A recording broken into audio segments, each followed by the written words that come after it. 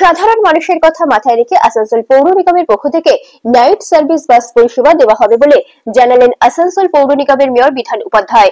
Mayor Bidhan Upadhyay বলেন, আসানসোল পৌর নিগমের পক্ষ থেকে 10টি বাস কেনার জন্য SBSTC তে দুটো বড় বাস প্রায় 4 কোটি টাকা যার দাম।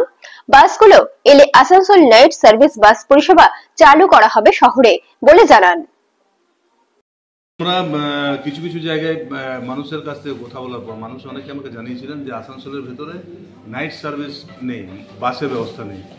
তো এটা ভেবে আমরা আসানসোল কর্পোরেশন থেকে অলরেডি আমরা 10টা বাস কেনার জন্য দিয়েছি এক জায়গায়, মানে SBSTC-তে, এবং দুটো বড় বাস প্রায় 4 কোটি টাকা দিয়ে ওটার আমরা অর্ডার করেছি। বাসগুলো এলে আমরা নাইট সার্ভিস চালু করব পুরো আসানসোল কর্পোরেশনের মধ্যে। মানে প্রথমত আমরা চেষ্টা করবো আসানসোল থেকে বার্নপুর, আসানসোল থেকে কুলটি, আসানসোল থেকে রানীগঞ্জ, আসানসোল থেকে জামুরিয়া, মেন রোডের উপরে দেবো আমরা।